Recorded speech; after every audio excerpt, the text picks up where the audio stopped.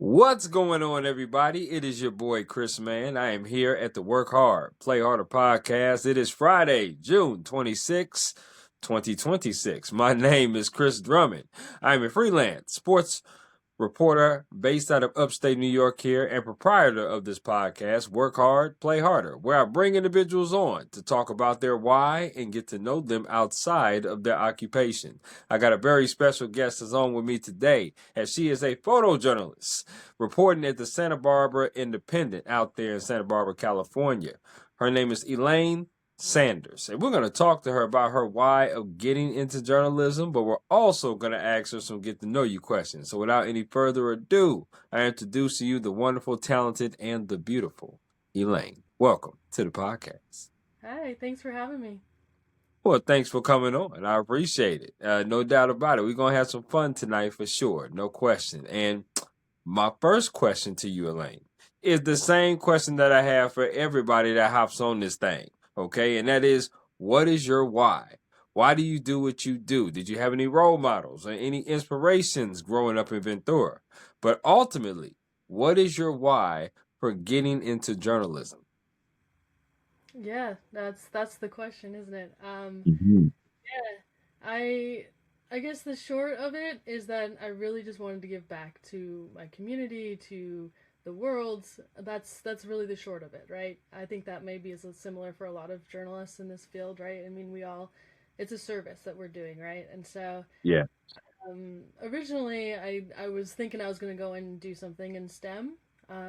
My dad's a marine biologist. I thought, Oh. hey, that's what I'm going to do. I was really on that track in high school. That's what I was going to do. And then eventually, somewhere along the way, I transitioned into more visual media. I was interested in filmmaking at first, then photo, and then found my way into journalism.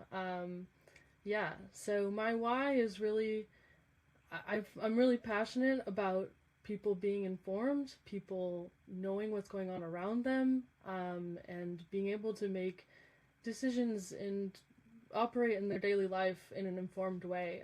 And especially now more than ever when a lot of things are being hidden or maybe not the full truth is being told. So really just finding out what's going on and sharing it. That's my why.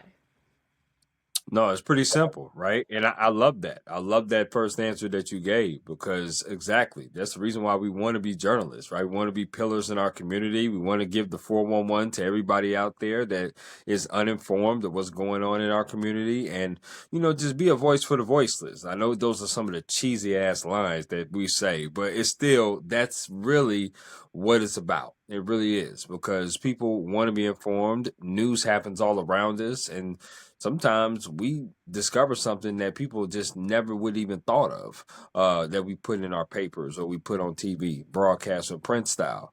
Um, doing I some want to research.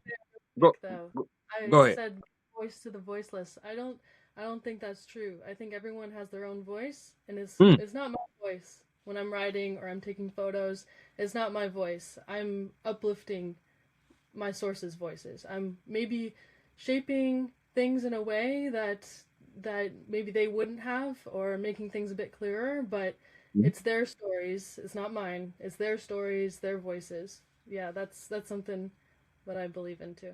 Yeah. And you know what? You are definitely right on that part, for sure. No question about that. The stories that we do get, yeah, they are the voices of the sources that we talk to, the people that we talk to.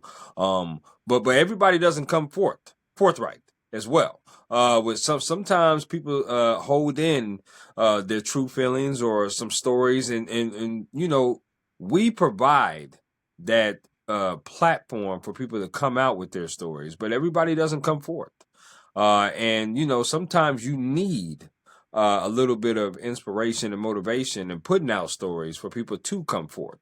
And that's why I say have a voice for the voiceless, because those people that do eventually do come forward, then they'll tell their stories and they'll be able to tell and they'll be able to feel comfortable about it. Because, like I said, sometimes people just don't feel comfortable sharing. And I totally understand that and totally respect that as all journalists do, as we all do as journalists, for sure.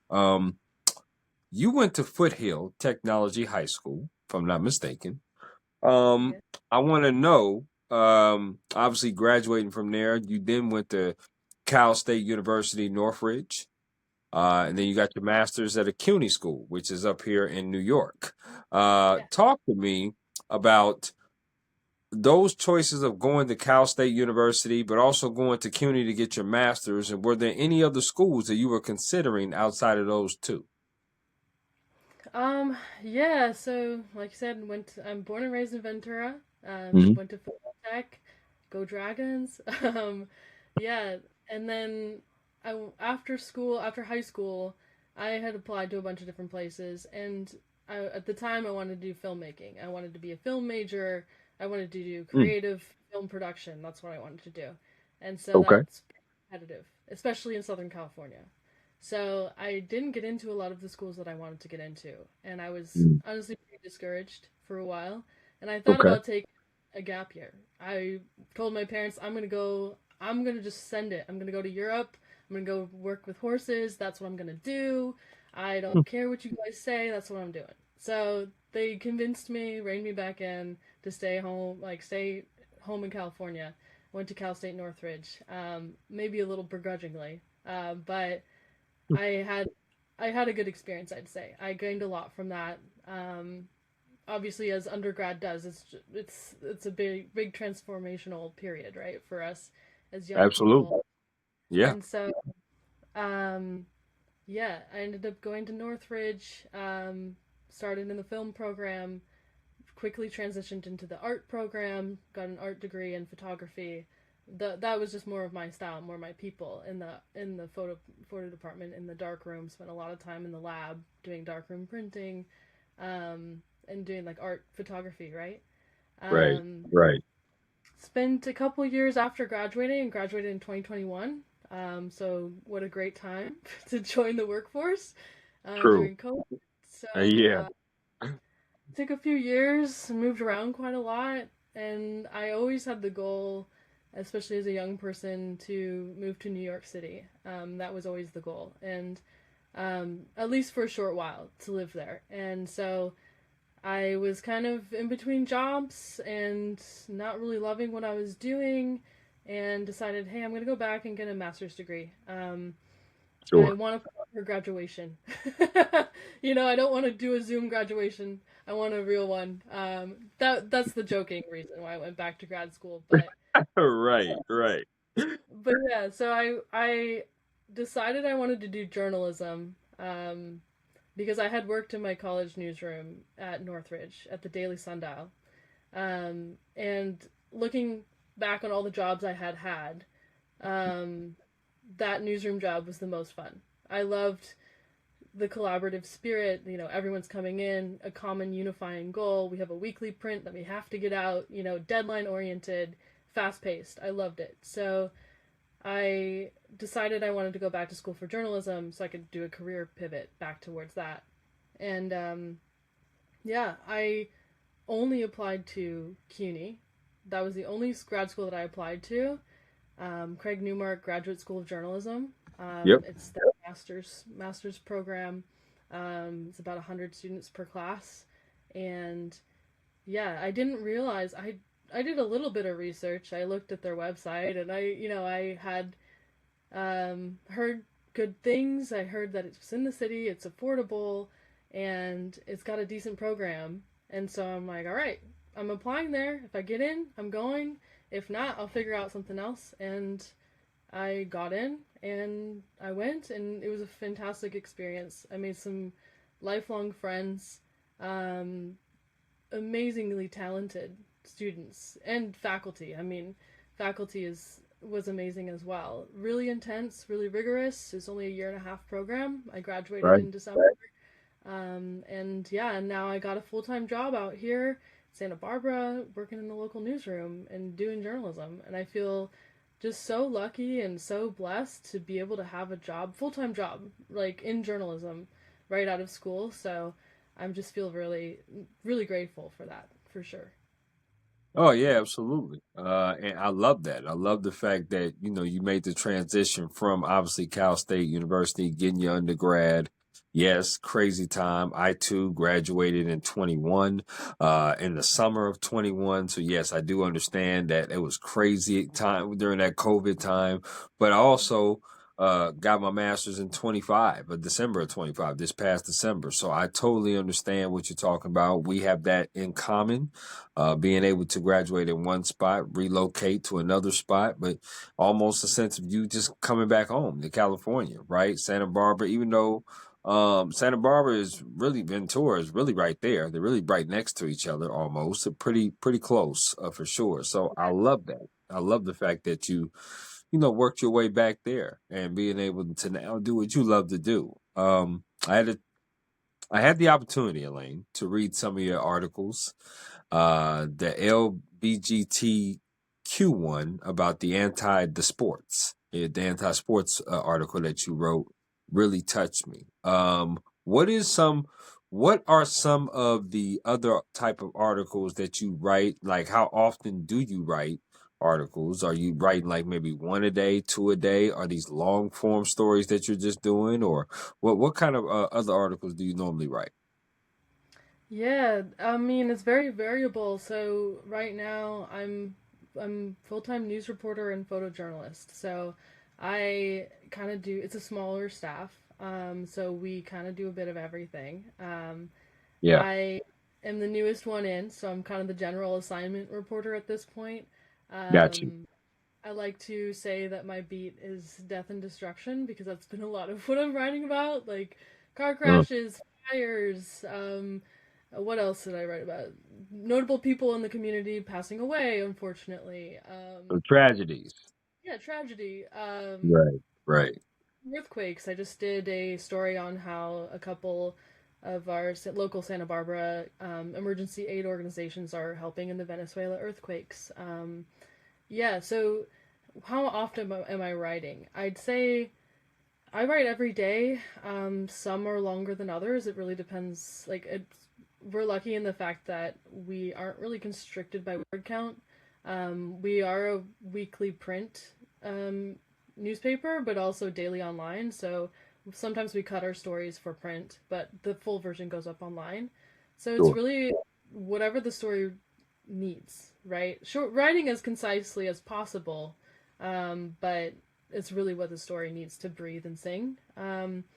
So I think I probably write some days I'm writing 2, 3 stories a day. Other days I am working on a longer feature and I don't finish anything in a day, and it's just a lot of reporting, or I'm going out and shooting a lot of photos for other people's assignments or articles or my own. So it's really variable. Um, but yeah, some I'd like to say anywhere from I mean the average is probably 5 stories a week, one a day. For sure. Um, but it really just depends. I mean, the news cycle ebbs and flows. So some weeks I get lucky and I get a little bit of a break. In other weeks, things are happening. So yeah, No, I love that. I do. And obviously, I come from a print background as well. So I totally understand what you're talking about being in a newsroom, working under, short staffs. I know when I was in the newsroom full time, I had also do I had also do pages. And obviously you know what that is when you have to do, your layout pages. So to be able to do that, and I had to learn how to do that. I've never took a photo in my life prior to me working full time. Like I was like, this is something new, but I was learned how to take photos, and especially with sports. So sports is action photos. So you got to take the right photo. Sometimes the photo gets blurry, and I'm like, what the hell? Sometimes I take the photo and I don't get the face, I get the feet. I'm like, I mean, it's just you got to take the right type of photo in order for it to be in the sports section. So, and I remember how tough that was first starting out for sure. And then doing layout pages, page design is what I wanted to call it. That was tough too, because I was like, I never had any experience on that. So yeah, being in the workroom definitely taught me a lot of different things, like it's teaching you now for sure. yeah, yeah. And at my college newsroom, so when I started off, I wasn't a writer. I wasn't a reporter in Yeah. the Daily Mail at Northridge. Okay. I pretty adamant that I did not want to be a reporter and I did not want to be a journalist. Wow. I was like, I'm a visual person. I'm going to take photos. I can take photos. I can take video. I actually started off as a um, video editor, video reporter, and editor. Okay. Um, and so video editor in the sense of like a journalistic sense. So I was managing a couple of two or three video reporters, and teaching them how to edit video, put it together, Yeah. create a visual style. And then I pretty quickly transitioned into graphic designer and print production manager. So in terms of page Wow. layout, that's what I was doing 24/7. And it was actually really interesting. It was a great time to be there, especially as the Mm. graphic designer, because the editor in chief at the time made the transition from a newspaper to a news magazine layout style. And so I got to be the one that was making the style guides and making all the layout decisions and like Wow. actually be able to like push for photos and like so instead of all the blocky texts, it was a full page photo if it was good enough, and then like a really dressed up headline, and it was fantastic. And yeah, so in terms of print, I love print. Love print is not dead. That's it's same thing with film. Film is not dead. We're For bringing sure. back physical media, and yeah, I love graphic design as well. I have don't get as much to do with it now because we have a fantastic art director, Xavier at our the Independent, and I love seeing what he does with my photos in print. Like we had an amazing spread in not this week but last week's print. I got the opportunity to go out to Santa Rosa Island, which was just on fire back in May and June, beginning of Mm. June, and almost 40% of the island burnt. And so Wow. coworker and I were able to go out there, one of the first boats for non-emergency fire personnel or national park service members. We got to go out and view the island, and I got to take some photos. And Xavier, our art director, did a fantastic layout in print using, big graphic text and like landscape images and Yeah, it was pretty awesome. So yeah, and we do have our print editions online. I think we published them on issue. But yeah, so I would say take a look at that if you haven't. That's my plug. No, awesome, awesome. And listen, I'm a huge, like I said, I love print too. I don't think print is dead. I don't think film is dead either. So I definitely agree with that and have a deep appreciation for anybody that does layout, anybody that does graphic design for sure, because it's not easy to do. That's for certain. I love that. I want to ask you some favorite questions. And you Yeah. just give me the 411 off the rip based upon these favorite questions. Okay, so here we go. Favorite meal you like to cook? Ooh, favorite meal I like to cook. Something. Oh, probably like a Mediterranean plates, like making hummus and chicken and rice and lettuce and stuff, and like it's like girl dinner to the max, probably. Like it's just a Hmm. little smattering of things, and it's easy. It's barely any cooking, so it's like grab things out of the fridge, throw it together. I feel it. I feel it. Okay, now I'm down with you with the chicken and the rice and the lettuce. I don't know about the hummus. The hummus, yeah, you had me going right, and when you was going left. But everything else you said was great. Everything else you said was awesome. I love that. Okay, here we go. Favorite concert you've ever attended? Oh, well, that's hard. I just shot a concert at the Santa Barbara Bowl, and I that know was I pretty saw that at the Black Keys. Black Keys. That was pretty good. I've been a fan for Mhm. them for a long time. But I will say, I think my favorite concert of all time. Her name's Alice Phoebe Liu. Mm, She's great. If you haven't heard of her, I have go. not. Yeah, Mm, okay, I'm gonna need you to send me some songs. Send me some songs to listen to, and I would yeah. definitely hop on that for sure. No doubt, no doubt. Okay. Favorite place you've ever traveled to? Mm, that's also a hard question. Um, can I give you two? Sure, give me two. Okay, favorite place. I think I had the fortune of going to Egypt, and that Wow. was pretty impressive because as a kid I was a huge Egyptology nerd. I was like looking through all the books and pyramids and pharaohs and hieroglyphics. I was loving it, and so I got the chance to go there, and it was like straight out of all those books that I read as a child, right? And it was like, Okay. I can't believe I'm here. And the second one was probably the most impactful one. I went to Nepal, and being in Wow. and being surrounded by there's something very I'm not necessarily a big spiritual person, but something very spiritual about those mountains. Like something very profound, I will say. So that one left a pretty big impact on me, and definitely want to go back. Gotta find my way back sometime. For sure. Well, I definitely will be hitting you up about Egypt. I just got my passport very recently of last year, so I'm definitely going to be doing some traveling for sure. No question about that. But yes, I'm definitely intrigued to go to a couple of those places. I have to put that on the bucket list for sure. Now, this next question here, I'm a sports person, so I'm going to ask you a two-part sports question. So here we go. Favorite Okay. sport you like to watch on TV? Favorite sport you like to attend in person? They could be the same sport. Oh man, to be honest, I'm not a huge sports person. I've been watching a lot of World Cup games. I've been shooting a lot of watch parties lately. So, um, hmm, I guess soccer is probably the most interesting to watch out of the games. I got people in my life now that are very into sports, and so I've been watching a lot more. I will say the Knicks, that was pretty impressive, especially as someone who just left New York. I'm like, damn, I should have stayed. You know, I should have been there a couple months longer and then been there for the Knicks. Favorite one to attend in person, you said? Yeah. Yes. Um, well, I'm a horse person. I grew up riding horses and competing.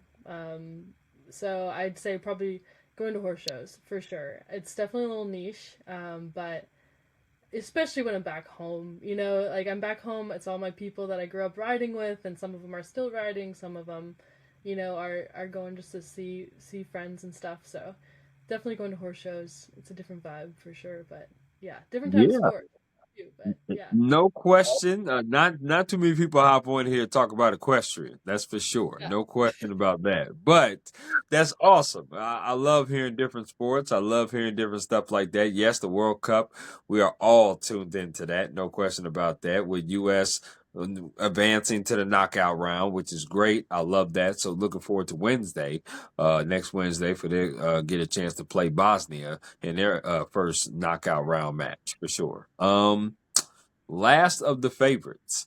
I'm a huge foodie, so I gotta ask you, favorite place that you like to go out and eat at there in Santa Barbara? Mm, yeah, so I just moved here in April. I got hired in March and moved here in April. I'm from Ventura, which is not too far. Hmm. Um, so in terms of favorite place, I've gotten to try some places around town because we do different food weeks for our work. Does different food weeks. This week is sandwich week, so go out there and get your sandwiches. Wow, Nice sandwich sandwich- week. Okay. yeah, we have a deal $9 sandwiches. We have 35 participating restaurants around town. So I went to one last night, which might be my new spot. It's called Gino's. It's a Sicilian Express. Um, Pizza place, but they had a really great meatball sandwich. So I will say, probably Okay. that right now. That's what I would say. Well, listen, I'm a huge advocate of California. Is where I was raised. I was raised in San Diego as a kid before I relocated to the South. So I know about Ventura. That's where Six Flags is. Six Flags Magic Mountain is close to there. I do know about Santa Barbara, Orange County, pretty much all the cities except Sacramento in California. So I know that. But next time I'm out your way, we'll definitely have to link up with each other and go get a sub. Go get a sub sandwich. I would love that. That would be amazing. So we'll definitely have to do that. Um, I want to ask you your day to day operations. Okay. Obviously, for a journalist, no 2 days are ever the same. Um, every day is different. We're talking to somebody different, writing a different story, doing something different, which is why we love the job of journalism, because you never are stagnant or bored, or it's never redundant, right? It's always something different. So I want to ask you, what time do you normally start? What time do you normally finish? What is your day-to-day operations look like, even when you are in the office or when you have to go out of the office and, take a bunch of photos for not just yourself but other people? Yeah, yeah. Um, yeah, I'm lucky that my job allows me to have a pretty flexible schedule. So I really don't have a consistent start or end time. I pretty much set that for myself. Recently, I've been kind of starting a little later, like get in for 10:30 meetings. We usually have news meetings 3 times a week at 10:30. So usually I sneak into the office just before that and sit down with my editors and talk about what stories are going in print, what are going online, and then on Thursdays when we publish, we have our weekly news roundup kind of, okay, what went well, what didn't go well, how can we do better for next week, what's coming up Okay. type. I like that. So usually my days probably usually start around 10:30, but sometimes, when events are early, sometimes I'm at the court at 8:30 in the morning, and I'm shooting photos at the courthouse for a court case, or most of the time it's sitting there waiting for the court case to be called. Really, so I'm like, Right. why did I get up so early to come sit for hours? But whatever. Right. Right. um, yeah, and then I kind of block out my schedule. I try and block out my schedule a week in advance. In terms of like today, I was looking forward to next week and okay, where are my openings? Where can I slot in interviews? Where can I slot in? These events are happening at these times. I gotta Yeah. go to those. Here are my interviews I need to do. Let's slot in those times, and then leave a lot of free time to write and edit photos and just think about the stories and how they're going to come together. I think I spend a lot of time at my desk looking like I'm not doing much because I'm just thinking about the structure and you know, I'm not a writer. I didn't come to this as a writer, so it's more difficult for me to write than it is for me to shoot and compose and think about photo stories, right? Sure. And so Sure. I spend a lot of time just thinking about structure in my head or before I write it out. So maybe different than some writers' methods. I'm not a big outliner. I'm not a big, I take a lot of notes and then I kind of think about it and then I write it kind of as I go. So it's, uh, you know, maybe some people. Hopefully, I'm not the only one doing it that way, but we'll see. Yeah, but it works for me. It gets done. It's kind of a one and done. Send it to my editor, and then see what he has to say about it, and then go from there. But yeah. Yeah, it's really to each his own type of thing. I wrote a few news articles. Obviously my genre is sports, but I wrote a few of them. And me personally, I'm the type of person. I'm not an outliner myself. The you get the information, you get all the information allocated to you and stuff like that, and then you just kind of decipher what's the most important to talk about, what's the least important to talk about. I always think about most important and least important. And same thing I kind of do with sports stories. The sports really tell the story themselves. It's just a matter of how descriptive can I be, as far as describing the story to you like you were there, even though you wasn't. That's my main thing when I try to write my sports stories, especially my recaps. And then also when I do my feature stories is to be as detailed as possible, but again, talk about the most important to the least important. And that's kind of the method that I try to implement in my writing for sure. But I like that. I like that. It's a great segue, though, Elaine, because I want to talk to you now about mental health and work life balance. Because you mentioned it before. You said you really don't have a set schedule. And journalists typically don't that work in this industry. We work long hours sometimes. And sometimes you have to work sometimes even when you're off, you're not really off, if that even makes sense. I know to most journalists it does. It really does make sense. But to the outsiders, they'd be like, what the hell are you talking about? I totally understand what you're saying, outsiders. But to journalists, it makes sense. Even when you're off, you're not off because you're always checking your phone. You're trying to stay up to date. And you're always thinking about what's the following day. And like you Mhm. said, you think about it the following week. You try to plan a week and try to see, hey, when can I squeeze this in? I want to know because there's been a lot of journalists that's left this industry because of mental health and work-life balance issues, right? But I want to know from your perspective, how do you manage to have good mental health, but also still try to have that work-life balance? Because you seem like a wonderful woman to be around. I certainly wouldn't mind hanging out with you at all, and I think many people would feel the same way. But you love journalism as well as much as I do. So, how do you maintain great mental health without being overwhelmed or burnt out? Yeah, that's a good question. I think I'm still working on that. I'm new. I started in full time in March, so I definitely when I first started, I was go go go. Let's get everything done. I want to do as many stories as I can. And then I pretty quickly realized, okay, no, we can't do that. We gotta have a little bit. We gotta have a little bit of rest in here because otherwise, Right, we can't do anything. right, Yeah, I think yeah, in terms of I think really what I try and do as much as I can is turn off. Like I go to the office.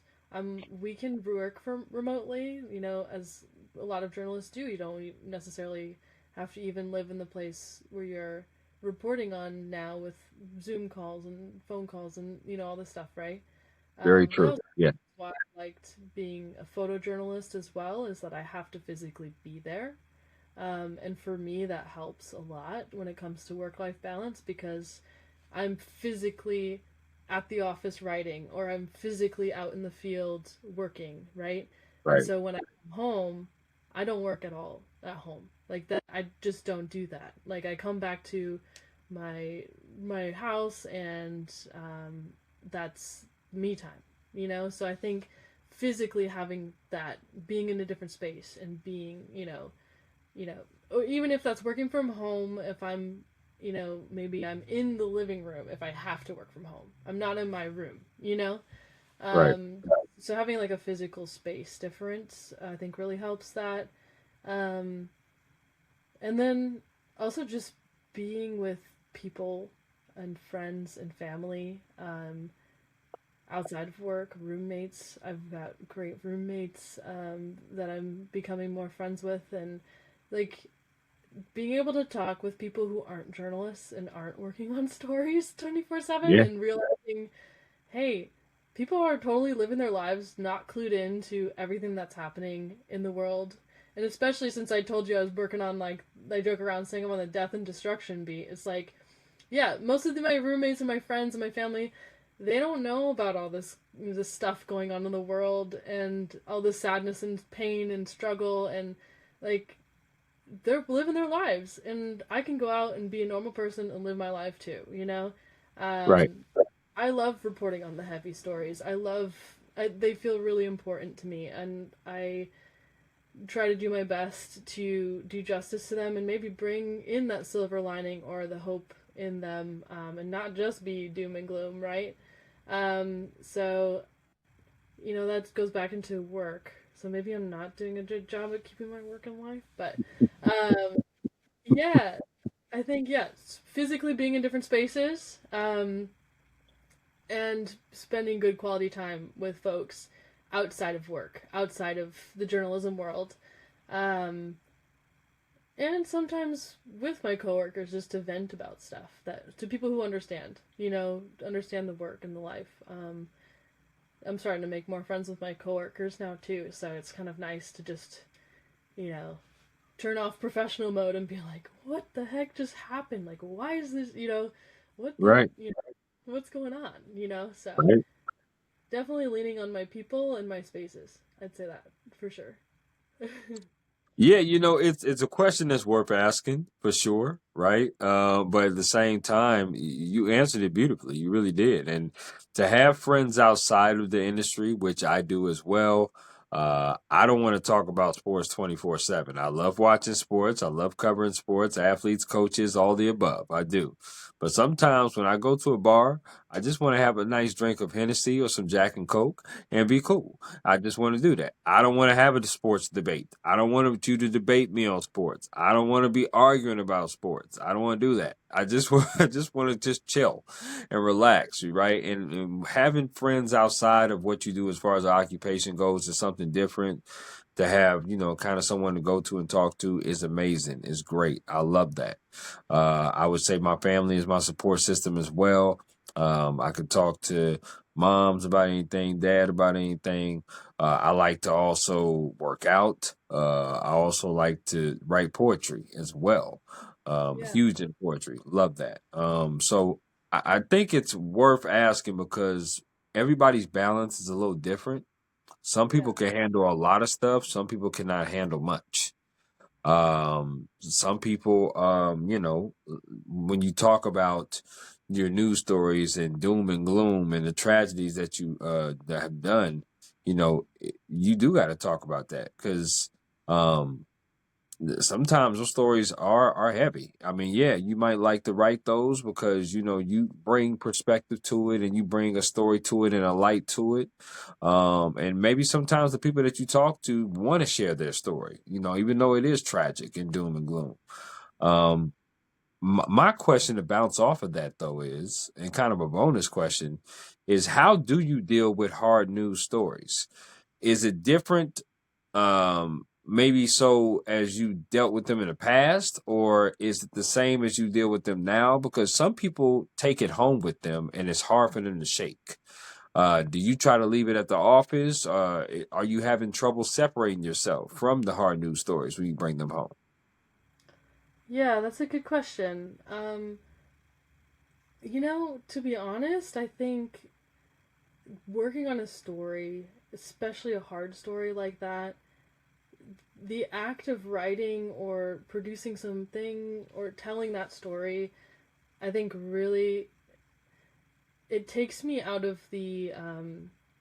Sometimes we can get stagnant, and especially with right now with the political climate, the craziness going, whichever Um, side you're on, yeah, like yeah, crazy, right? And I think a lot of us have kind of gotten stuck and feel stuck in our lives, right? About, especially when it comes to politics, but also when it comes to things like, you know, big topics, immigration, politics. There's an earthquake that just happened in another country. There's Israel Palestine. Like, what do we do about this? There's not feeling like hopelessness, helpless in a lot of ways. I think there's a lot of sure, that, right? sure, And I think for me, working on a story about one of these things or about whatever else that's hard that's going on allows me to feel like I have agency, that I have some sort of um, I have something that I can do to maybe somehow help. So yes, I have to learn about all this like tragedy and sadness and pain, right? But for me, it's a way to process it. It's a way to kind of feel like, okay, maybe if I write this story, 10 more people will know about this issue, and maybe one of those people will have the resources or some sort of capacity to be able to do something, right?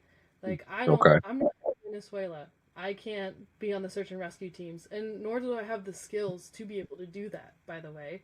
But I have the skill to be able to write about it and say, hey, look at these organizations in town that are doing something right now about it, you know, and let people know, hey, go support these organizations that are on the ground there right now and are helping, right?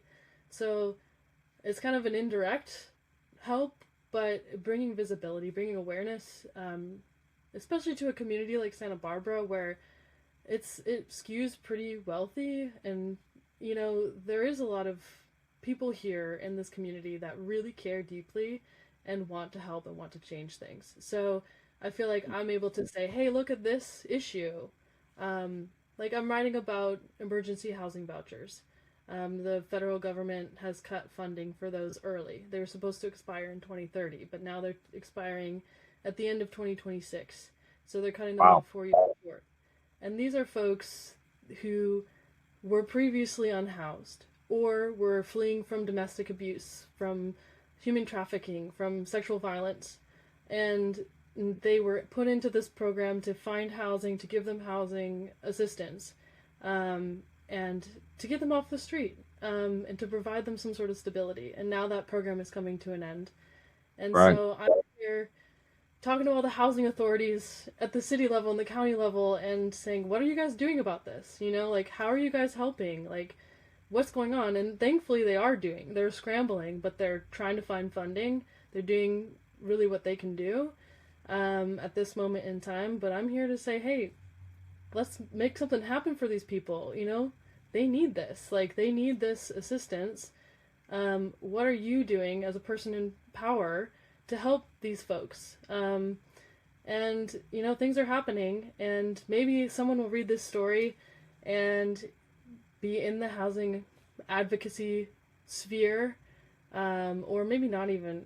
People who are in it probably already know, but maybe not in that sphere at all, and say, hey, I'm a landlord. I can provide some more rooms for folks at a discounted rate in the interim, or I'm a philanthropist and I have a couple extra dollars to send towards this program, or you know what I mean. So I feel like Sure. it's it's a way for me to process, and so at least I feel like I'm doing something, you know, so I can walk away from it and be like, okay, I put in my 2 cents, and I can walk away from, you know, I don't feel like debilitated by it. I feel like it's honestly it's pretty energizing. It gives me the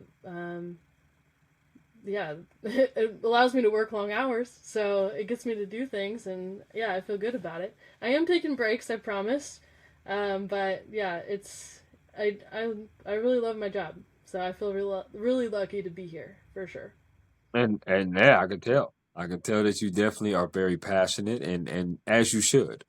Journalists should be very passionate about the stories that they're doing, the things that they're covering, the things that they're writing. Again, you know, doing those hard news stories is tough. But there could be a positive. It could be a positive from doing those stories. But you know, again, to reiterate, there are some people that do take them home, and it's just hard to shake. There's some people that just try to detach themselves from the office, saying, "Hey, we got a job to do." But you know, even as a journalist, in my mind, personally, I think you still should show empathy towards people. I mean, you know, it's very hard to stick a recorder or you know a microphone in somebody's face after somebody of a loved one's been shot, or their house is burned down, or a car crash, or something that's just tragic that has happened. You know, because everybody, you want to give those people grace, but everybody again deals with grief differently. So, how much of a grace do you give? You have a story to do. It's very tough, right? It's one of the reasons why I kind of shied away from news and stuff like that. I was like, oh, hell no, I don't want to do that. Now, sports do have hard news stories. I'm not saying they don't, but sports is also 9 times out of 10 result based. You're going to have a winner, you're going to have a loser. And yes, people do cry when they lose. I certainly understand it. The high schoolers, no doubt. I've had many high schoolers cry when they lose. I've had college people cry when they lose. No question about it. But you do go into the game knowing that that's a possibility. You do not, even though in the back of your mind you maybe should, but you in the back of your mind you don't step out of your house and say, "Oh, my house is going to burn down today," Yeah. or "I'm going to get in a car crash." Like that's it's always a possibility that could happen, but you just don't think about that in the back of your mind a whole lot, right? Because you try to put optimistic thoughts into your mind. Again, this is a great segue to this next question, and that is advice. I would like to know, what advice would you give a male or female that wants to be in print journalism doing the same job that you're doing? Yeah. Um, I'd say get ready to be flexible. uh, get ready to have a lot of no's. Not maybe not no's, but the amount of Yeah. time that I spend calling people and reaching voicemails and never hearing back from an email from them, you know, or Yeah. you know, somebody and they just won't give you the information that you need, and you're trying to dance around, and you know, especially someone like a police chief or a fire chief or something like that. Firemen are usually a little better about it. They're usually a little more chatty, I'd say. But Right. if the authorities aren't giving you, or a politician isn't giving you the right, isn't answering your questions, like that's a hard thing to navigate Sure. sometimes. So just be ready for that, for sure. Um, be ready for long days sometimes. But also be ready to have a lot of fun. Like I get to do so many cool things that like. I got sent out yesterday, 2 days ago. We got a tip from a reader, a community member, saying there's tar all over the beach and there's dead birds on Rincon Point. You know, someone needs to go out there and check it out. So I went out there and I got paid to go walk on the beach and look at tar. Like that's pretty cool, you know? Like that's pretty fun. I just sat there Mm. for a second and like, you know what? It's not a bad job, you know? Right. And there were Right. dead birds, and it was tar that looked like from natural seeps, so was no oil spill. But you know, sometimes you're gonna get sent out on a little wild goose chase, and just kind of embrace it because it's part of it. It's fun. It's sometimes frustrating. Um, the deadlines will sometimes get to you, but there's always gonna be another story. There's always gonna be another person to talk to. There's always gonna be, you know, another photo to take. And sometimes just sometimes it's hard to uh, know when your story is done. I think that's something I'm still, kind of learning is when you. Sometimes as a young reporter, I know myself. I mean, I just started, right? I came out of grad school, especially in grad school. I was like, when do I know when I'm done reporting? Like I could just always keep going with it. Yeah, that's something to learn, for sure, and knowing what makes what makes it catchy, what makes it someone want to read it. Mhm. Because it's one thing to have a fantastic story, and then it's another thing to have a good visual and a good headline to go along with it to get people to Right. actually click. So I think that's not really advice, but it's something to keep in mind for people coming into it and something like I'm doing. Um, yeah. No, I do think you gave some great advice in there, Elaine. I do. No question. Yes, you definitely have to be prepared for long hours because in journalism, the schedule and not just long hours, but understand that you may work through holidays. If you work in sports, it's nights and weekends. If you work in news, it may be 6 day weeks. It may be 5 day weeks, right? But you may work long hours. If that's something that's not appealing to you, this might not be the industry for you, and that's okay. You can pivot to something else. One of the main reasons why I did this podcast is because I like for people to come on and talk about not just their why, but also give a kind of an inside look perspective on what it takes to do the job that they do. Obviously, with us both being journalists and print being our background, I understand working in a newsroom. I understand working with short staffs. I understand taking cameras and taking photos and editing photos. Hate all that. But I also understand that sometimes you get a misconception. Sometimes people see things in the paper and they see things on TV and they're like, man, they must have it made because they're doing a very cool job, and they make it look so easy, and it's really not easy. It takes a village for us to be able to do what we do. I had editors when I was full time. I'm sure you have editors as well. You talked about your graphic design people.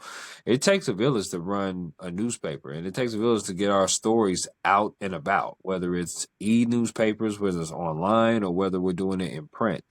I know when I worked full time, I was 5 days print, 5 days weekly print, and then we would also put them online. So sometimes, when people get that misconception of, oh, this is something I want to do, they don't do it for the right reasons. And journalism has to be done for the right reasons. You shouldn't want to do it because you want to get paid.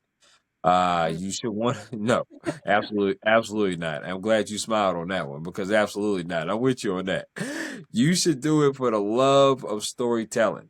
You said something also about no's.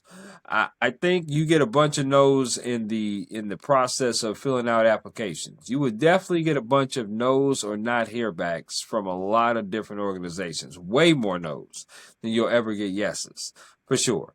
But all you need is one yes, and I always stress that to everybody that asks me about journalism. All you need is one yes, because once you do, you prove yourself. You will keep getting work after that. You will. There's no question about that, for sure. So I love that, and I love your advice. I really do, Elaine. So it is pretty good.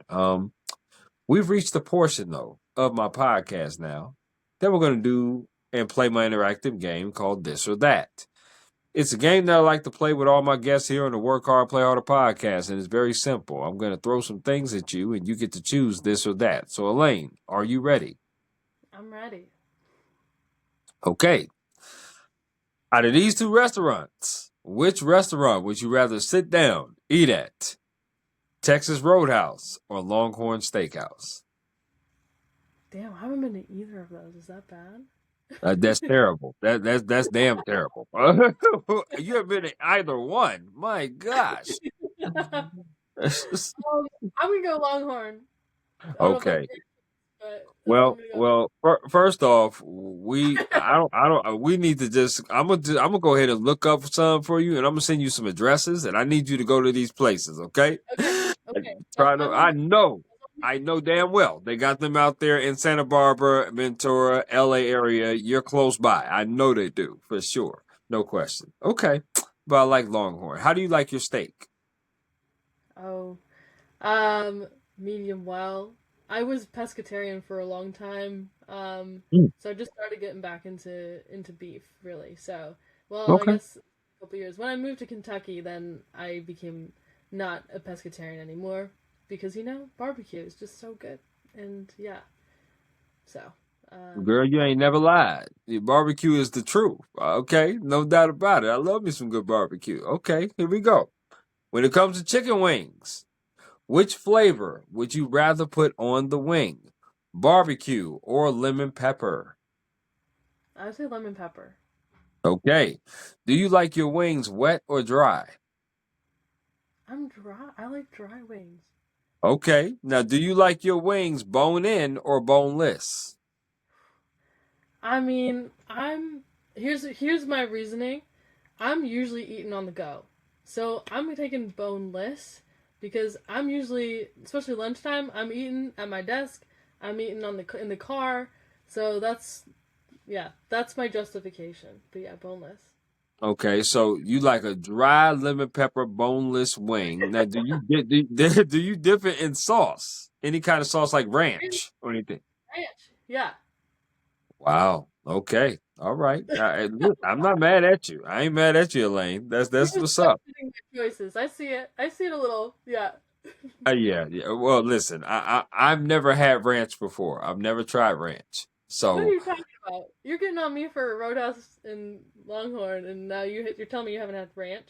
no, I've never had ranch. But listen, first of all, let's justify this. So let's clarify this real quick. So ranch and blue cheese, typically you eat that with salads. You eat that with salads, and I'm not a huge salad eater. But I do like a chicken salad. I like a fruit salad. I like those kind of salads. But with wings, I'm like lemon pepper, barbecue, buffalo, garlic parmesan. I like those kind of sauces with the wings. I even go half and half on it. But for you to live this much life and not eat at a damn Texas Roadhouse or Longhorns at all, like, and you lived in New York, Kentucky, and now California. They got them all over in California. I know they do for sure. So, come on now. But that's okay. When I come out there, we'll go to a Texas Roadhouse. I just want you to try Longhorns first. But when I come Okay. out there, Texas Roadhouse, we'll go to one. How about that? I Sounds say good. less. Say less. I'm with you. All right. Next four questions have to do with music concerts you rather attend. So if I ask you, Elaine, what kind of music do you normally listen to? Would you say all, or would you give me a certain genre? I would definitely say a lot. I listen to Okay. a variety of different genres. Okay. Okay. We're going to test that theory. So here we go. The first music concert out of these two artists, which one would you rather go see? Beyonce or Rihanna? Mm, I would probably go to Rihanna, probably, to be honest. Okay, that's all right. I ain't mad at that. I love me some Riri. No question. I love me some Riri. All right, here we go. Which music concert would you rather go see out of these two artists, Usher or Chris Brown? Um, Probably Usher. Okay, are you sure? Yeah, not really. But that's okay.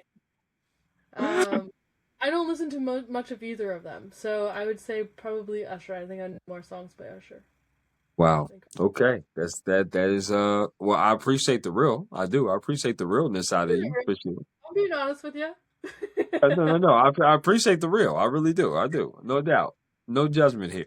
Okay. Out of these two artists, which music concert would you rather go see? Would you rather go see Morgan Wallen or Luke Combs? um, Probably Morgan. I would do Morgan Wallen. But if I had to pick another country artist, definitely Chris Stapleton. Definitely. Pretty good. Yes, Chris Stapleton is great. I love Chris Stapleton. Tennessee Whiskey is one of my favorite songs, no question. Also, Say Something, the duet he did with Justin Timberlake. That's pretty good too. Okay, I like it. Last of the music. Out of these two music artists, which one would you rather see in person? Would you rather see Sabrina Carpenter or Taylor Swift? Definitely Sabrina Carpenter. I'm I'm not a Swiftie. I'm sorry. I never was, and I never will be. Well, I shouldn't say that. Knock on wood. But, um, no, Sabrina. She's catchy.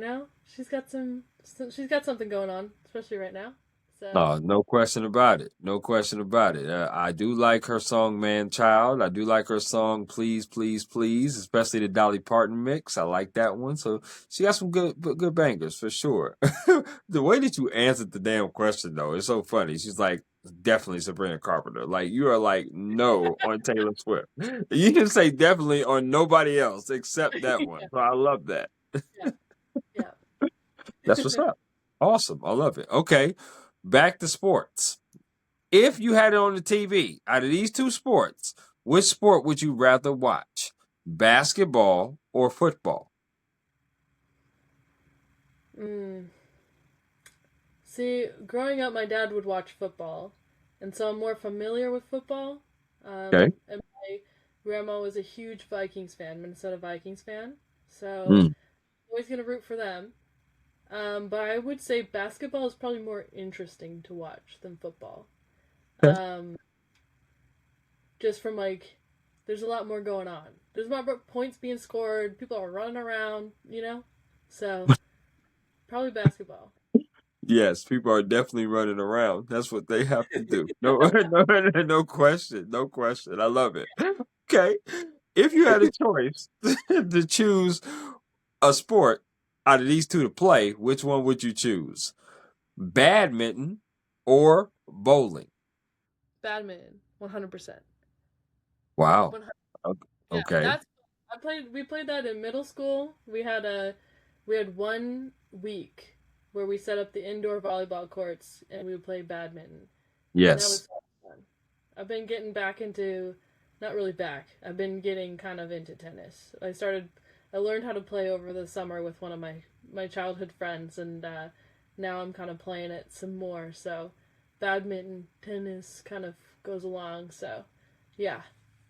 So that just tells me that you're an awful bowler. So in Ventura, there are two things to do when you're a kid, and two places people have their birthday parties at, and it's either Right. Buena Lanes, the bowling alley, or golf and stuff, which is mini golfing. And those are the two like common birthday places. So the amount of times that I went bowling as a child, I just learned to really dislike it. So I Maybe I feel am it. a turkey bowler, but you know, I choose just to stay away from the lanes entirely, so no one I needs to feel know. it.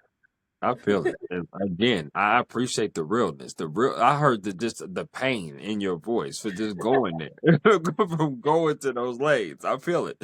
So Yeah. say less. I'm with you on that. Now, do you like desserts? Oh yeah. Okay. So I'm going to name four categories of desserts, Elaine. Your job is to get rid of one of these categories that you would never eat again. Okay. Okay.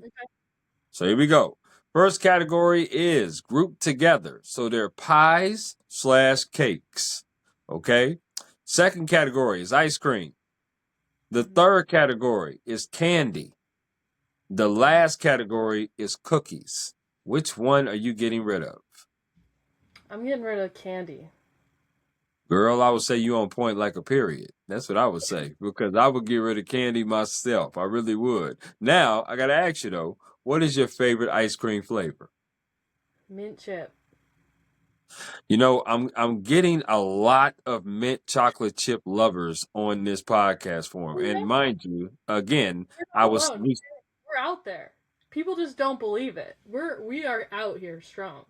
Yeah. you ain't never lied because there's a lot of people that like mint chocolate chip and I would say another fun fact, I've never had it. Never had mint chocolate chip in my life. Yeah, yeah. So, does Texas Roadhouse have mint chip ice cream? Because you're gonna have it. They do. They actually do. I believe they actually do. And mind you, I promise you, I would not try it until I come out there. Okay, I would not try it until I come out there in California again. Because my ice cream choice is two. I'm very basic with it. It's cookies and cream, and it's chocolate chip cookie dough. That's my two favorite ones for sure. Yeah, Um, they also have mint cookies and cream, which is not bad, which is good. But mint chip is definitely superior to mint cookies and cream. Just so you I'm know. gonna have to. Well, listen, from your lips to my ears, for sure. I'm listening. That's for sure, and I will eventually will try it. I just never had it. First of all, it's green and it's mint, and I just was just. I just never had the desire to want to try that. I was so traditional, you know. Even when my mother used to buy the Neapolitan ice cream, I would be like, "What the hell? I don't even want chocolate and strawberry. I just want vanilla." Yeah, That's it. you eat You the know what I one half mean? third. Yeah. That's it. I would just eat the one, and then all the other ones would just be full. I just eat the vanilla. That's all I would do. So yeah, totally fine. Do you like potato chips? Mhm. Yeah. Okay, same format. I'm gonna name four brands. You have to get rid of one of these brands. So here we go. First one is Pringles. The next one is Lay's. The third one is Ruffles. The last one is Doritos. Which one are you getting rid of? Okay, you're saying that a Dorito is a potato chip? I would classify that, yes. Every time I walk in a grocery store, they're there in the chip aisle for sure. They're in a chip, but they ain't a potato chip. I'll tell you that much. They're tortilla chips. I'm from Southern California. I can tell you that with authority. No, I'm teasing. But the I would say definitely Pringles. Get rid of Pringles. I'm not a big like Pringles are just a little too processed. I feel like they get that kind of Sure. like they kind of crumble a little too easy. I like it when you bite into your chips. You know? Oh yeah. Listen, you ain't got to sweet talk me, sweetheart. I definitely know what you're talking about for sure. Now, if we're walking in a grocery store together, and I say, Elaine, go to the chip aisle and buy your favorite chip. What chip are you buying? Mm. Mm, probably Cool Ranch Dorito. That's 9 times out of 10 what I'm gonna grab. Sometimes I'll grab the limon lays, but yeah, most of the time it's gonna be a Cool Ranch Dorito. So wait a minute. So you started off this soliloquy talking about how Doritos are tortilla chips. Then you come back and say a Well, tortilla chip is your favorite chip. well, yeah. That's why I can say with authority that they are Ah, potato. you listen. I'm just re-advocating that I'm listening to you. Yeah, Because yeah, everybody wants to be listened to. So I'm just listening to you, and I'm just restating what the obvious was. That's all I was doing. But that's a pretty good choice. Cool Ranch. I love me some Cool Ranch chips. I also love me some Limon Lays. So you definitely got some good taste for sure. And you did very well on this or that. Very well. Very decisive. I like that. This next question is called Bucket List. And the reason why it's called Bucket List is because I want you to speak it into fruition. I want you to give me a top 4 list of stories that you would like to do in your journalism career that you haven't done yet. Wow. I feel like I kind of stumble upon the good stories. I don't know them before I meet them, you know? Um, so that's a challenging question. I think, hmm, I'd say like I'd love to have, I'm going to do more format. I'd love to do more photo essays and more photo driven stories. Right now, I'm doing Okay. a lot of stories that are print focused and then Yeah. have maybe a little photo slideshow attached to them. Um, that's also just a value thing for my outlet versus others, right? Sure. Visually more print driven than visual driven.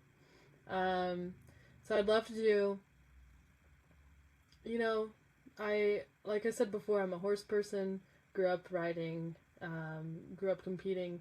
I'd love to do like a photo essay on horse culture and various different horse cultures around Southern California because there's a lot of different types of horse sports out here. You know, we got traditional charo groups. We have, you know, more Western rancher type. We have what I grew up doing, which is jumpers and eventing. Like, you know, we have lots of different types of horse sports, polo. So I'd love to do something.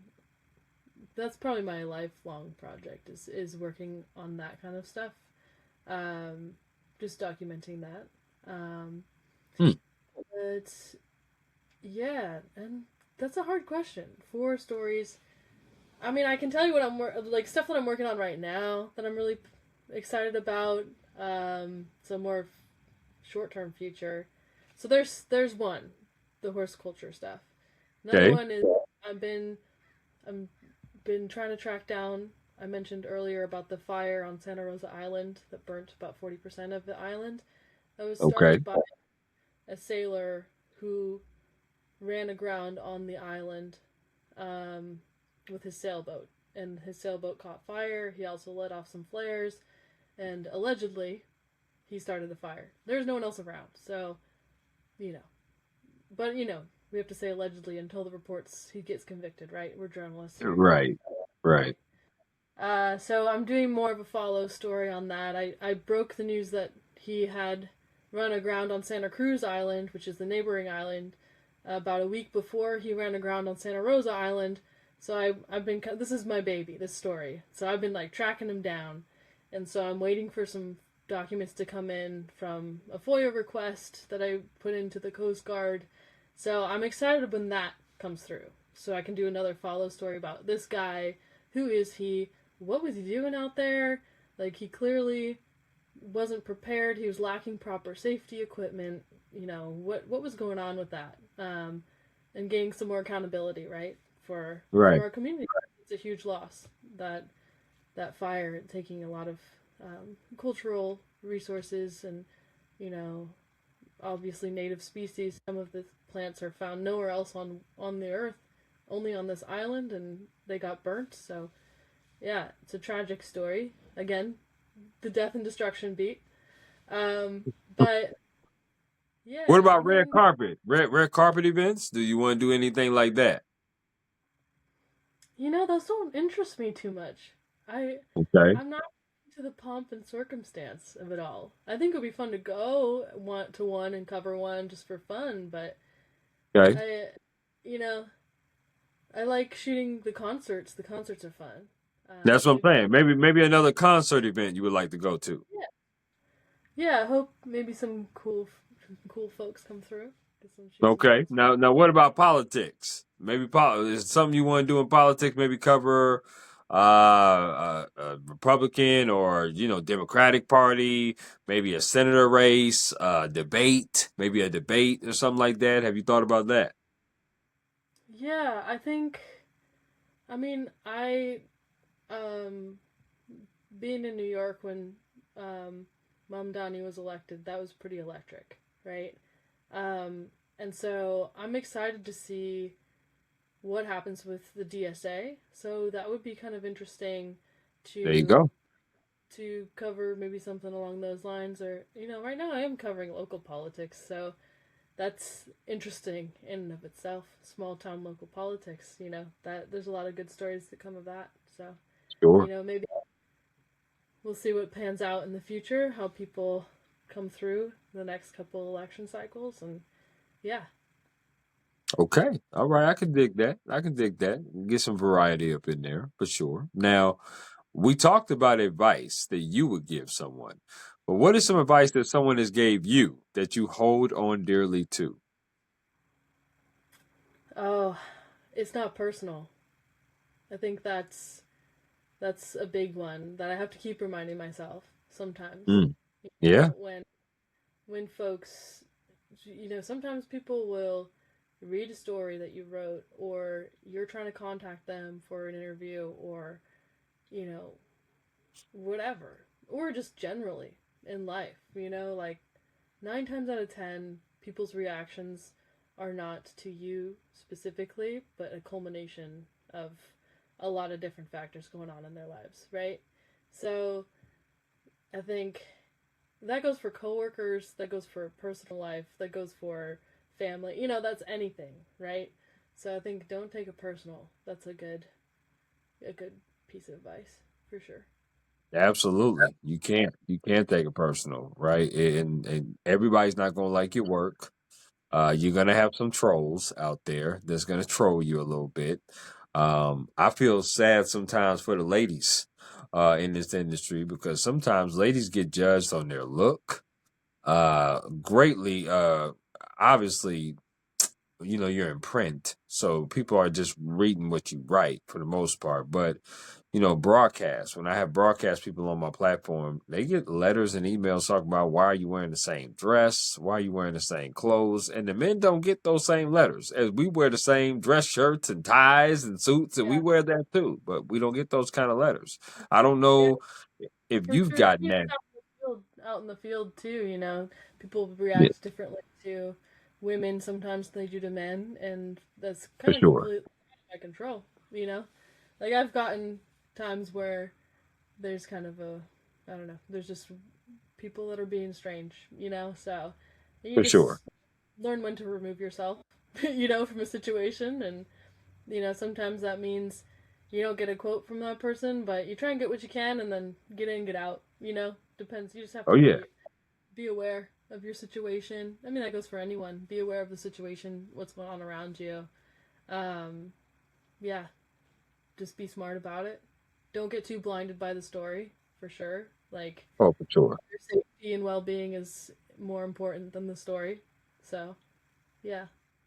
I like that. No, I do. I like that. Now, to wrap this up, we're going to do some rapid fire. Okay. And the rapid fire is the first thing that comes to your mind. It's a little different from this or that. Okay. So, like I said, the first thing that comes to your mind based Yeah. upon the questions that I ask. So, here we go. Let's get ready to rock. Mm-hmm. Pancakes or waffles? Pancakes. Chicken or ribs? Chicken. Juice or soda? Juice. Favorite color? Green. Green's my favorite color too. Hey, I like that. All right. Favorite Netflix TV series or television show? I just got finished watching Beef. That was pretty good. Second season. Um, yeah, I'd say that. Wow, that's an interesting show. Interesting is the word that comes to my mind for that one. For Yeah. sure. It was set in Santa Barbara, just for fun. Montecito, Wow. Ojai, and a little bit in Ventura, so I felt very seen. I bet you did. I bet you did, Elaine. That's awesome. I love that. Favorite alcoholic drink? mm, Probably wine.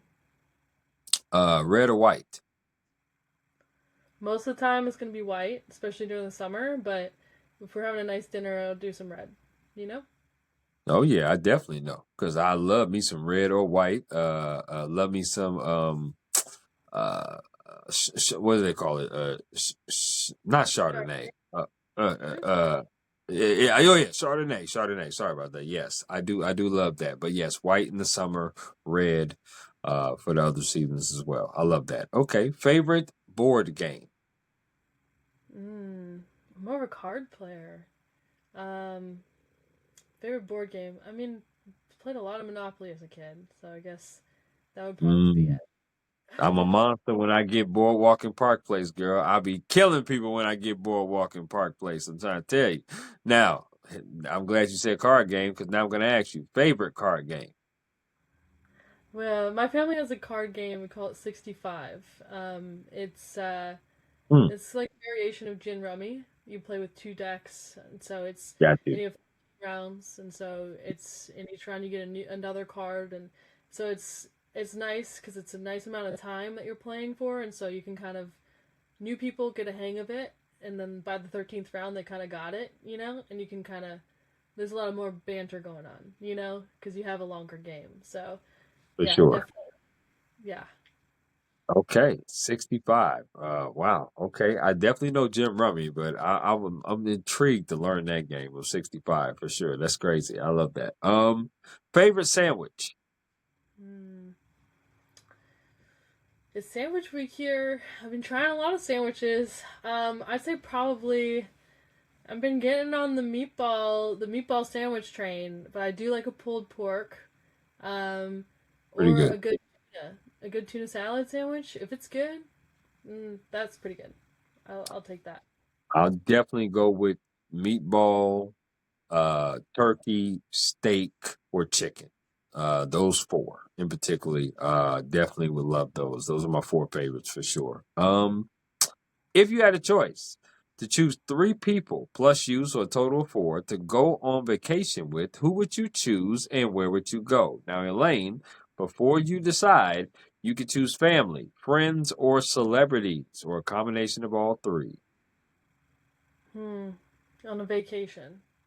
on a vacation. Hmm.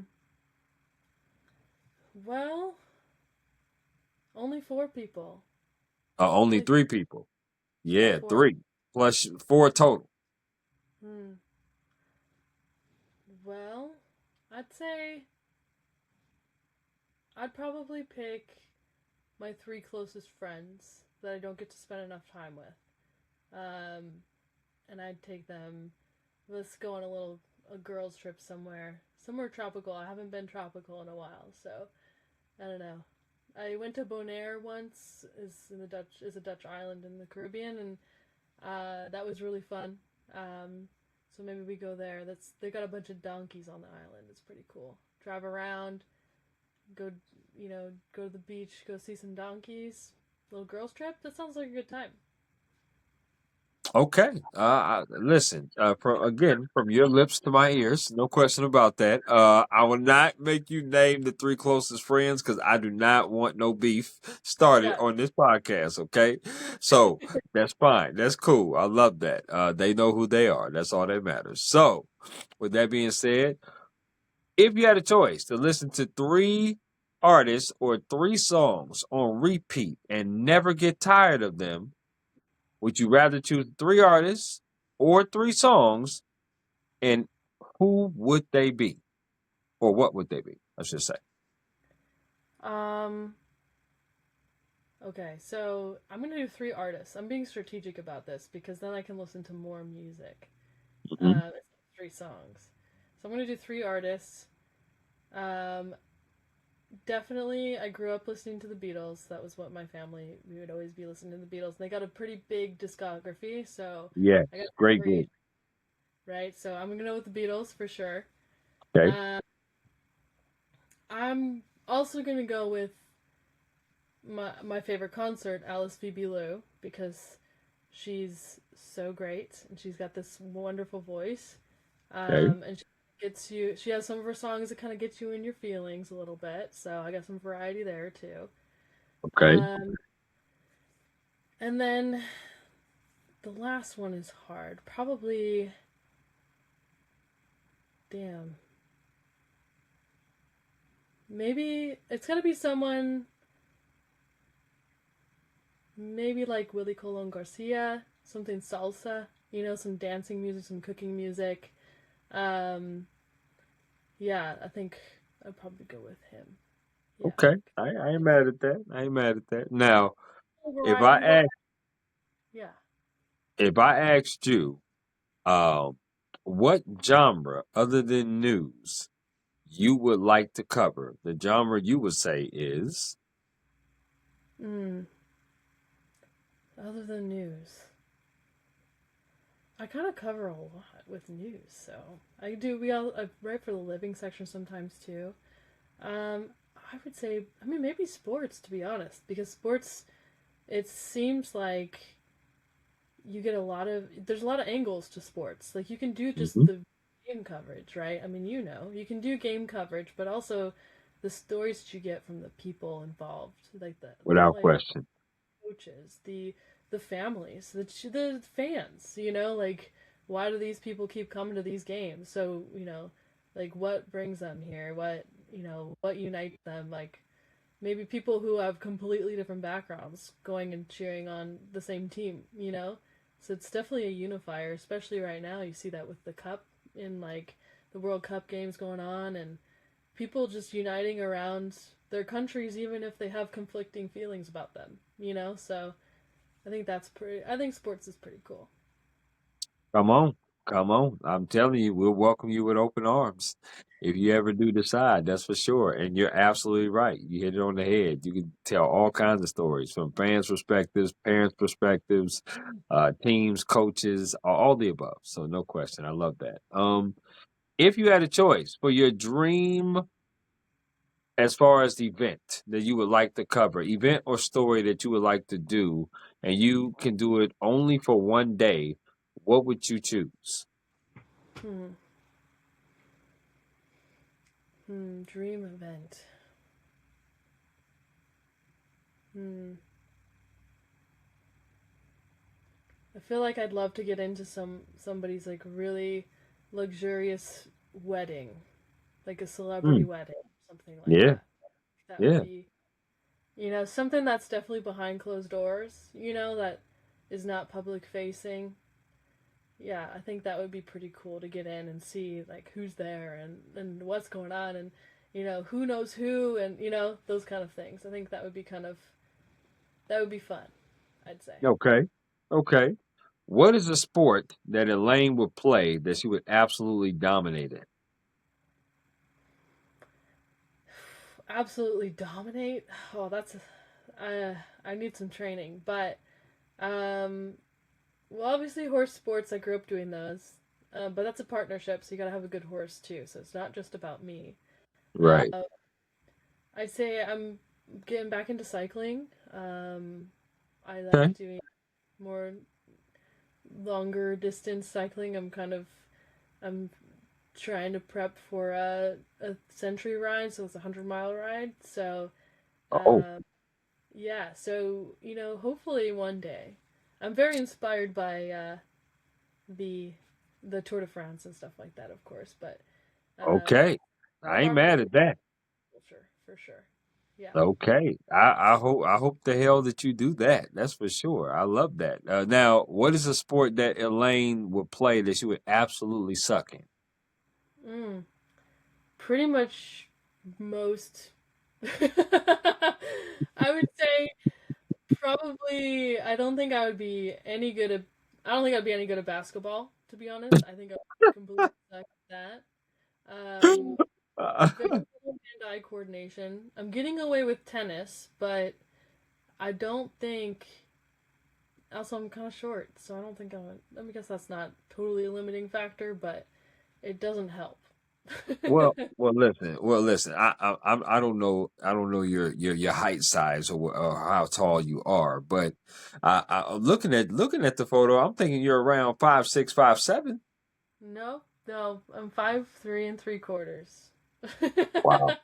You are point guard size, maybe even a little smaller than a point guard. So I get it. I get why you said basketball. And the reason why I laughed is not because I'm just laughing at you. It's because most people that come on my platform and I ask that question, the sport they say is my favorite sport, which is basketball. They always say basketball. They will suck in. Yeah, they do.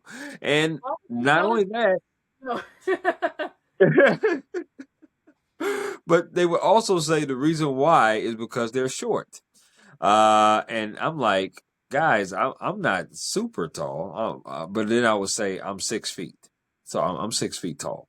So, but that's not tall for a guy. There are basketball players that are like 6'5", 6'6", 6'7". They're big. They're big guys out there. But I love basketball as a sport, and I just truly love it. So, but yeah, they always say basketball, they would absolutely suck in. Their hand-eye coordination's bad. I'm too short. I can't shoot the ball at the rim or something like that. So I'm like, you know what? You just need a little bit of straightening. You just need a little bit of practice. And I can help out with that. I can because, that's my expertise in basketball for sure. All right. Yeah. Sounds good. That's what I just say. I say that all the time. Now, my last one here is if you could describe yourself in 3 words, what would you say? Hmm. Oh, I try to be honest. Okay. Um, I try to be empathetic. Okay. Um, and hmm, I'd say loyal.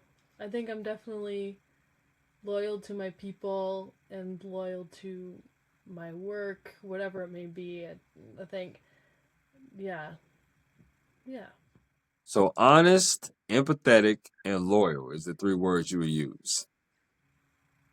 yeah, I would say. I think Okay. maybe my friends might have a different answer. It depends on who you talk to, but yeah, Well, no, I like those three. Those are three standout words, no question about that. And this has really been an awesome, awesome conversation of just learning about your why of getting into journalism. You growing up in Ventura, going to Foothill Technology High School, graduating, going to CSU Northridge, graduating from there, and then going to get your master's at the Craig School in CUNY, New York, and then coming back home to California now and working full time, uh, covering all kinds of stories, but doing something that you love as a photojournalist.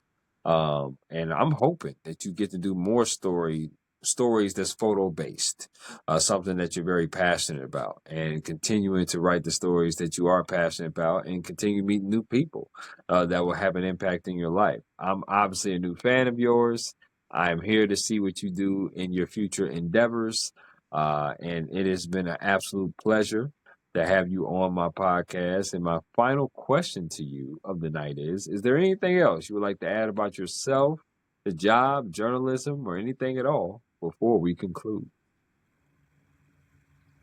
yeah. That's the good question. See, I can tell you're a journalist because that's always the question we ask last. Is there anything else we should have asked? Yeah. Yeah, yeah. Um, yeah, I think we covered a lot of it. To be honest, we covered a lot of ground with this conversation. I'd say like let me just reiterate. I think that this job is hard. This job is difficult, but it's also incredibly rewarding. And so I'd say for if there's anybody listening that's thinking about getting into it or is maybe in it and just feeling really discouraged, just remember there's a lot of cool things that'll come. So that's what I would say. I love it. I love it. I want you to enjoy the rest of your evening out there in California, as I will here on the East Coast here. And you and I will most certainly be in touch. No question about that. And I want you to enjoy your weekend. And if I don't hear from you by the 4th of July, have a great holiday weekend. And I will talk to you very soon. Sounds good. Thanks for having me on. It's been a pleasure. It has been a pleasure. Take care and have a good night. All right, thank you.